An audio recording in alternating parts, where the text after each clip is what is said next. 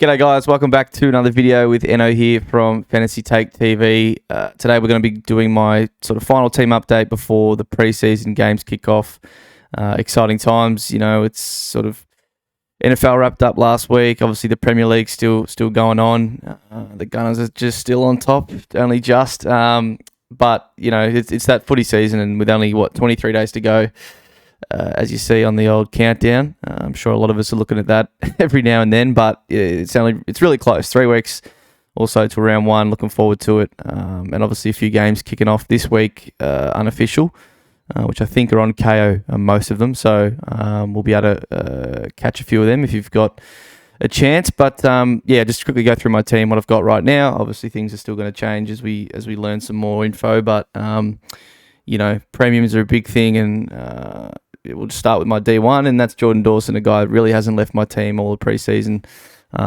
Picked him to start last year, and that was really good and joyful to own. He's just a really versatile player, can score really anywhere on the ground. Obviously, prefer if he plays defence for the majority, which I think he will. At times in games may move up the ground if Adelaide, whether they're on top, you want to utilise him more forward of the ball, have some more impact. But yeah, I don't envisage that too much with Adelaide. I think they'll be sort of around the same mark as they were last year, and he'll probably play a lot down back and have a lot of the kickouts too that he did last year. So not much really needs to be said on him. I think he's my favourite choice of the sort of 600k defenders for now. And then with the next two spots, I do have both the highly talked about 500k options in Hayden Young and Nick Dacos. So I'll put them both in. Hayden Young's someone I've warmed more towards over the preseason, and Dacos, to be honest, is one I sort of cooled on a little bit. But the kid's so talented, and he's been tearing up the preseason. And my worry was, or concern, if you can find one, well, firstly, he's a second-year player, and there's not really many examples in history of players sort of becoming a primo in the second year, especially one that's have to start at 500k as he sort of averaged 90, 91 or whatever it was last year. But if anyone's going to buck that trend, I think it's going to be him. I'm trying to find reasons maybe to avoid him, but really, first of all, he's in 40-odd% of teams. That's a bit scary, but I just think he's the one kid that can really buck that trend, to be honest. And look, he probably spend more time in the midfield this year, but I think that's not going to be too much of an issue with him. He seems to find the ball anywhere. And Hayden Young really just comes down to those kickouts. He already sort of showed that he can average in the 90s without them. If he gets them, he should be able to push his average to the triple figure mark, which I think will be a good starting selection. I see a lot of people going sort of light in the mids, but, in defence. But I think I just like a bit of security down there. I know that if there's some more rookie options, I might drop one of the 500k guys, which at this case would be more Dacos than Young, I think, but we'll see. Elliot Yeo, I don't really think I need to say a lot about him. Seems to be the best mid-price option this year. Could even end up being a keeper. There is a possibility of that with him. Jinbi, I think, is the next one I have. I don't have Goda, and I also don't have, there's other ones like Tom Cole and stuff. I think Jinbi looks ready-made. His body's, he's a big body. He looks like he can slot straight in round one and play a bit of halfback and a bit of midfield. I think Yeo and Jinbi will actually sort of be rotating with each other in that position, which is what they've been doing in preseason. And McKenna is the last one that rounds it out. Now, look, there's still a little bit of doubt whether he's in the best 22. He sort of seems to be right on the edge, so we'll have to see, and hopefully performs over the next couple of weeks in preseason to earn his spot. And on the bench at the moment, I think I've got Josh Weddle, and then the Blues youngster Lockie Cowan, who I think was drafted last year but just didn't get a game, but has high raps, and there might be a spot at halfback for him. So we won't speak too much on the bench at this stage. Obviously, that's what we're going to learn over the next couple of weeks on who we can pick. Clayton Oliver, I just don't see a world where I don't start this man. I know it's probably overpriced. He probably will drop a bit, but he's a captaincy option for me early. And I just feel like, he's in the prime of his career. He's going to keep averaging these numbers. I just see him going 120 sort of every year until he tails off towards the back end of his career. So, the only little concern was with his hand, or I think it was a finger. So it wasn't the actual thumb that we thought that he was dealing with last year. It was just another hand injury. So, hey, as long as he tapes him up, he'll be all right. And then I've got the Bont. Don't really need to say too much about the Bont either, I think. I think he's primed for a big season. Dunkley leaving, there's a bit more midfield time up for grabs. He's going to be required in there. He will spend time forward. People are always concerned about that, but he can still score there. So, I still think he'll be their number one mid on the year, as far as CBAs and all that. So I'm not worried about him at all. I think he'll have a massive year. Tom Green is one that I've been on pretty much all preseason as well. I just think it just makes too much sense for him to finally take the mantle in the midfield with Hopper and Taranto gone. It just makes too much sense. He's an inside mid. He's a bull. That's where he's got to play. That's where he's going to be effective. And he's a bit of a discounted price. So I like him. And then I go sort of straight to Hopper. So recently I did have Tom Green and Tom Mitchell. Caught a little bit on Titch. I still think he's going to be a decent option, and I don't think he's going to fail at his price, but he may not exceed it as much as people think. I sort of pretty much swapped Titch for Dacos essentially in this team that I had. So I had one less defender and had Titch here at M4. But that could still change, obviously. But it's what I'm rolling with now, sort of straight to Hopper. So only three mids essentially. Again, obviously that might change. I think Hopper, again, not much needs to be said. Maybe taper your expectations a bit. I don't think he's going to go 110 or anything. People need to probably cool it a bit. He might just go in your 90s, 95, 100, something like that. He has dealt with injuries recently. He's still sort of getting, not managed, but, his loads sort of, he sat out a match sim, he's sitting out of training here and there. So I still would just cool your expectations on him, but I still think he's going to be a good pick. Then at the moment, I do have Dom Sheed. Now, this is one that I've been umming and ahhing a bit, and I want to see it in the preseason.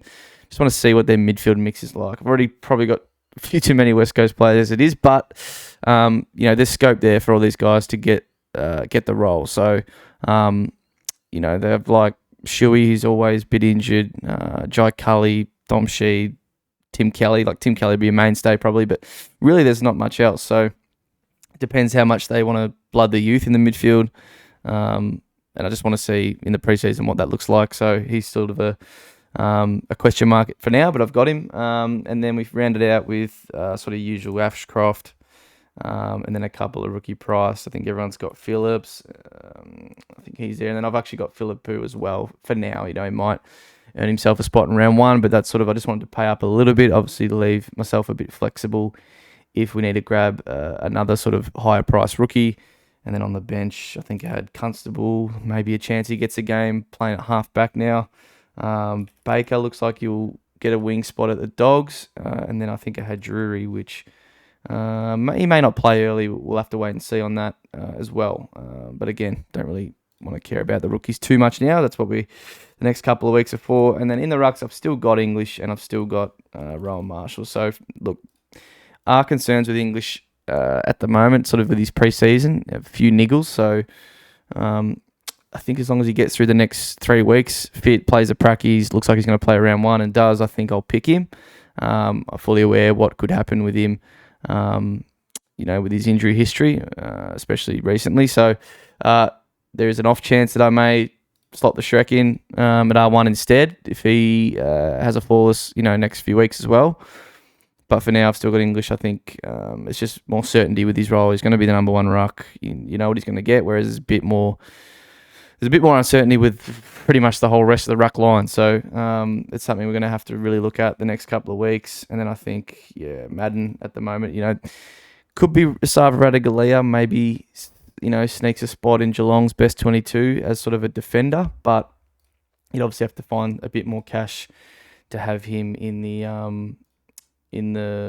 rucks. You'd have to find probably myself. When you see the rest of this team, I literally need 70k. So then we got Dunks. I've picked all the forwards here. Really, I don't even need a search. So I've got Dunks and I got Cogs, got Rosie and Taranto. So I've picked 4. I really like picking 4. I think they're all undervalued. They're all gonna, or I can see them all exceeding what they're priced at.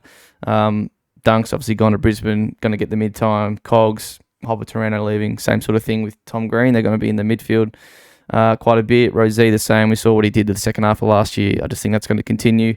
And Taranto come to the club. He's going to get the bulk of the mid-time. He's probably going to be our number one mid. So I just don't see why you would really swerve any of these guys. Obviously, it would just be for structure. I think they're all great picks. And even Butters himself, one that I don't have is the same. So I really want to pick 4 of these guys. People always say, what about the DPPs and all that? That's not something you can predict. So, it looks like we'll probably get Travis Boak. He's getting on a bit. He's 34, 35. I still think he's a really, really good for his age, Travis Boak, and he could be an option. But you don't want to predict Gawn and Grundy. Maybe one of them gets it, maybe they don't. It's not something you can foresee, and I think without that anyway, all these 4 guys are going to be well up there for forwards by the end of the year. And then I finish it off with, at the moment, I got Flanders. So looks like he'll be 4th in line for the mids again. Something we're going to have to look at the next couple of weeks. I'm not totally sure on that, but he did recently play very well in a intra-club. So, yeah, just going to have to see it in the next couple of weeks.